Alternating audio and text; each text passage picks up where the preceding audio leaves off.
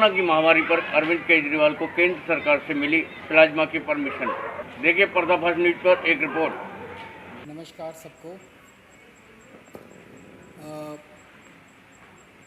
चारों तरफ कोरोना की वजह से सब लोग बड़े निराश हैं और इस माहौल में एक छोटी सी आशा की किरण दिखाई दे रही है। कुछ देशों में प्लाज्मा टेक्नोलॉजी का इस्तेमाल किया गया विदेशों में और उसके नतीजे अच्छे आए। आपकी जानकारी के लिए बता दूं कि कोरोना से मुक्ति तो तभी मिलेगी जब इसका कोई वैक्सीन बन जाएगा। वैक्सीन लगाने से जैसे दूसरे कई सारे वायरस की जो बीमारियां होती हैं, अगर उसका वैक्सीन आप लगा लें तो वैक्सीन लगाने से वो बीमारी होती नहीं है। तो इससे मुक्ति तो तभी मिलेगी जब वैक्सीन मिल जाएगा। लेकिन इस वक्त हमारे सामने दो चैलेंज हैं। एक चैलेंज तो ये कि किस तरह से हम कोरोना को फैलने से रोकें। उसके लिए हम ये सब कर रहे हैं, लॉकडाउन कर रहे हैं, सोशल डिस्टेंसिंग कर रहे हैं, क्योंकि ये एक दूसरे से फैलता है, ताकि इसको फैलने से रोका जाए। दूसरा सबसे बड़ा चैलेंज है कि अगर किसी को कोरोना हो जाए तो वो सब लोग चाहते हैं कि वो व्यक्ति अस्पताल से ठीक होकर अपने घर वापस चला जाए, उसकी मौत ना हो। और ये देखा गया कि अगर उसमें कोई और बीमारी हो, जैसे डायबिटीज़ है, हार्ट प्रॉब्लम है, सांस की कोई बीमारी है, कैंसर की बीमारी है, तो फिर उसके जीवन के ऊपर संकट आ जाता है और अक्सर कई केसेस में उनकी मौत हो जाती है। ऐसे केसेस में जो सीरियस पेशेंट्स होते हैं उसमें अगर प्लाज्मा टेक्नोलॉजी का इस्तेमाल किया जाए तो उनके देखने में आया है कि उनके बचने के चांसेस बढ़ जाते हैं। ऐसा कुछ देशों में देखने को मिला। दिल्ली के हमारे कुछ डॉक्टर्स ने इसके ऊपर काफ़ी अध्ययन किया और इसका ट्रायल करने के लिए तैयारी शुरू की है। अच्छी बात यह है कि परसों हमने केंद्र सरकार से इसका ट्रायल करने के लिए परमिशन मांगी थी और परसों रात को हमें इसकी परमिशन केंद्र सरकार से मिल गई है। और अब अगले 3-4 दिन के अंदर हमारे डॉक्टर्स इसका ट्रायल करेंगे और ट्रायल करके देखेंगे कि ये कितना सफल होता है। अगर ये इसमें सफलता मिलती है तो ये हमारे लिए एक अच्छी बात होगी, क्योंकि फिर हम सीरियस पेशेंट्स को की ज़िंदगी बचा पाएंगे। मौत होने से लोगों को एक तो मौत तो ज़िंदगी और मौत तो ऊपर वाले के हाथ में है। हम सब लोग कोशिश कर सकते हैं, लेकिन अभी ये अगर सक्सेसफुल होता है, सफल होता है, तो फिर लोगों के चांसेस बच जाने के चांसेस बढ़ जाते हैं। लेकिन अभी मैं साफ साफ कर दूं कि केवल ट्रायल स्टेज पे है और ये सफल होगा कि नहीं होगा ये अगले हमें 4-5 दिन के अंदर डॉक्टर्स जब ट्रायल करके देखेंगे तो पता चलेगा। ये टेक्नोलॉजी क्या है? इस टेक्नोलॉजी में जिस व्यक्ति को कोरोना एक बारी हो जाता है, वो जब ठीक होता है तो उसके शरीर में, उसके खून में एंटीबॉडीज़ डेवलप हो जाते हैं। ये एंटीबॉडीज़ उसको ठीक होने में मदद करते हैं। तो ऐसा व्यक्ति जो कोरोना से ठीक हो गया, उससे वो अपना रक्तदान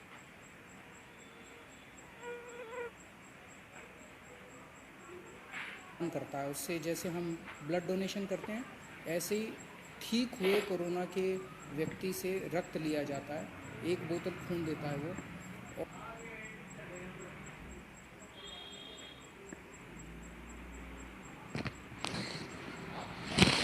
और उसमें से, उसके खून में से प्लाज्मा निकाला जाता है और वो प्लाज्मा को एनरिच किया जाता है और उस एनरिच्ड प्लाज्मा को किसी दूसरे पेशेंट में इंजेक्ट कर दिया जाता है। उसके पेशेंट में दूसरे पेशेंट में जो भी बीमार है उसमें डाल दिया जाता है। तो उसके नए पेशेंट में वो प्लाज्मा के एंटीबॉडीज़ चले जाते हैं और उसके अंदर ठीक होने वाले एंटीबॉडीज़ डेवलप हो जाते हैं। तो इस तरह से इसको ये टेक्नोलॉजी काम करती है। हम सब लोग प्रार्थना करते हैं कि हमारा ये ट्रायल सक्सेसफुल हो। अगर सक्सेसफुल होता है तो इससे एक उम्मीद बंधेगी और भी कुछ राज्य जैसे मुझे पता चला है केरला, महाराष्ट्र वगैरह इसके ऊपर काम कर रहे हैं, और मैं उम्मीद करता हूँ कि सबके प्रयास इस बारे में सफल हों। दिल्ली में लगभग 57 के करीब हम लोगों ने कंटेनमेंट जोन्स बनाए हैं। जैसे मैं रोज़ बताता हूँ, कंटेनमेंट जोन वो हैं जहाँ पे हमें 3 या 3 से ज़्यादा, अगर किसी कॉलोनी के अंदर हमें या किसी गली के अंदर 3 या 3 से ज़्यादा कोरोना के मरीज़ मिलते हैं, तो उसको हम चारों तरफ से कॉलोनी को सील कर देते हैं। वहाँ के रहने वाले लोगों को बाहर नहीं आने देते और बाहर के लोगों को अंदर नहीं जाने देते, ताकि बीमारी बाहर ना फैले। और तो वहाँ पे फिर हम ऑपरेशन शील्ड चालू करते हैं, जिसके अंदर उस एरिया का सैनिटाइजेशन करते हैं उस एरिया। तो ऐसे कंटेनमेंट जोन्स के अंदर क्या क्या किया जाता है, इस बारे में अभी कई सारी गलतफहमियां हैं। क्योंकि मेरे पास बहुत सारे फ़ोन आते हैं, बहुत सारे मैसेजेस आते हैं, और अक्सर मैसेज ये आता है कि सर हमारे एरिया को कंटेनमेंट जोन तो बना दिया, लेकिन अभी तक हमारे यहाँ पे कोई भी सैंपल लेने नहीं आया हमारा। तो मैं आपकी जानकारी के लिए बता दूं, कंटेनमेंट जोन में जैसे कंटेनमेंट जोन लागू किया जाता है, वहाँ पे सबसे पहला काम किया जाता है, आपके लिए एसेंशियल सर्विसेज की इंतज़ाम किया जाता है। तो आपके एरिया को सील कर दिया, और वहाँ पे आपके जो सील किया बाउंड्री के ऊपर आपके लिए सब्जी वाले का, दवाई वाले का, इसका सबका इंतज़ाम किया जाता है। पुलिस वाले व्हाट्सएप ग्रुप बनाते हैं, व्हाट्सएप ग्रुप के अंदर आप लोग लिखते हैं कि हमें ये वाला सामान चाहिए, वो वाला सामान आपको मुहैया कराया जाता है। तो एक पहला काम किया जाता है, एसेंशियल सर्विसेज का इंतज़ाम किया जाता है। एक काम किया जाता है, सैनिटाइजेशन किया जाता है पूरे एरिया का। जो मशीनें मैंने बताया था, उन मशीनों के ज़रिए उस एरिया को पूरे को सैनिटाइज़ किया जाता है। फिर डोर टू डोर सर्वे किया जाता है। सर्वे सबका होता है, हर एक के घर में कोई ना कोई दिल्ली सरकार की टीम जाती है और उनसे पूछती है कि आपके घर में कोई बीमार तो नहीं है, बुखार तो नहीं है, किसी को सांस की शिकायत तो नहीं है। तो जो कोरोना के सिम्टम्स हैं वो पूछते हैं कि आपको कोई ये सिम्टम्स तो नहीं है। ये सर्वे 100% लोगों का होता है। अगर किसी कंटेनमेंट जोन में अभी तक नहीं हुआ तो हो सकता है 2-4 दिन में हो जाए, क्योंकि बहुत ज़्यादा कंटेनमेंट जोन बन गए हैं, टीम्स थोड़ी सी कई बार कम पड़ जाती है एसडीएम के पास, तो वो 100% का होगा। जो लोग सिम्टम्स मिलते हैं जिन लोगों के कोरोना के, उन लोगों का केवल सैंपल लिया जाता है। तो लोग ये उम्मीद ना करें कि किसी भी, परसों मैंने एक खबर पढ़ी थी जिसमें एक एरिया के कंटेनमेंट जोन के लोग कह रहे थे कि जी हमारे यहाँ तो एक भी आदमी का सैंपल नहीं लिया गया। तो जब उनके पास गए तो उन्होंने कहा हाँ, हमारे यहाँ सर्वे करने तो आए थे, सैंपल लेने नहीं आए। तो सैंपल सबका नहीं लिया जाता, और इसके अच्छे असर पड़ रहे हैं, क्योंकि दिलशाद गार्डन का हमने देखा कि किस तरह से वो 15-20 दिन हो गए और वहाँ पे कंटेनमेंट जोन में अब एक भी केस नहीं आया। वसुंधरा एनक्लेव में 15 दिन के करीब हो गए, इसको भी कंटेनमेंट जोन को बने हुए अब एक भी केस नहीं आया। खिचड़ीपुर की 3 गलियों को लॉक किया था हम लोगों ने, सील किया था, कंटेनमेंट जोन बनाया था, वहाँ से भी एक भी केस नहीं आया। तो ये अभी तक एक्सपेरिमेंट, अभी हम लोगों का प्रयास सफल रहा है। आप लोगों को दिक्कत तो बहुत आती है, लेकिन सबके सामूहिक प्रयास से ही, उससे ही हम लोग सफल हो पाएंगे। कल यमुना के तट के ऊपर कई सारे गरीब लोग, माइग्रेंट लोग इकट्ठे हो गए थे, और जैसे हमारी नज़र में लाया गया उसको तुरंत हम लोगों ने उनके खाने का और उनके रहने का इंतज़ाम किया। सब लोगों को उसको अलग अलग स्कूल की बिल्डिंग्स में उनके रहने का इंतज़ाम किया, और उनके खाने का भी हम लोगों ने इंतज़ाम किया है। मेरी आप सब लोगों से गुजारिश है, हाथ जोड़ के गुजारिश है, कि हमने सरकार की तरफ से खाने का बहुत इंतज़ाम किया हुआ है। कल भी 9 लाख लोगों ने लंच किया है और 9 लाख लोगों ने डिनर किया है, पका हुआ खाना। और कोई 9 लाख की बजाय 15 लाख भी लोग आ जाएंगे ना, 20 लाख भी लोग आ जाएंगे, उनका भी हम इंतज़ाम कर लेंगे। तो खाने की कोई कमी नहीं है।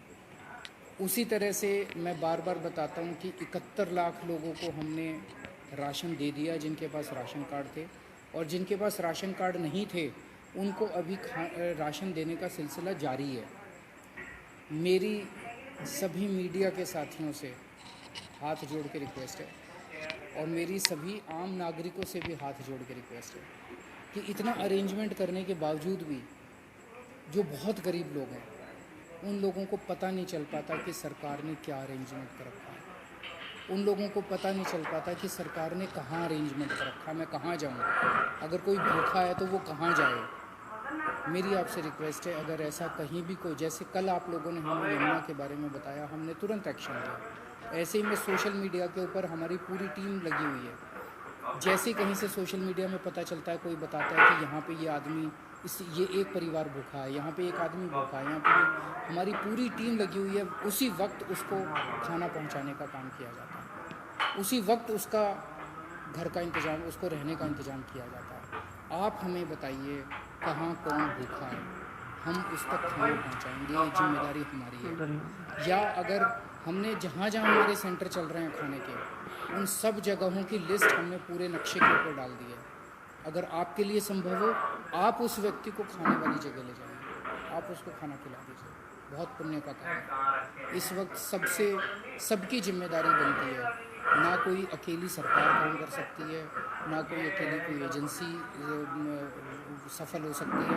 सब लोग मिलके काम करेंगे तभी हम लोग सफल होंगे। तो मेरी आप सब लोगों से, मीडिया में एक जगह मैं देख रहा था, उन्होंने कहा कि इन लोगों ने वेबसाइट चालू कर दी है कि जिनके पास राशन कार्ड नहीं है वो राशन कार्ड के लिए अप्लाई करें। तो वेबसाइट पे कौन से गरीब लोग आ सकते हैं।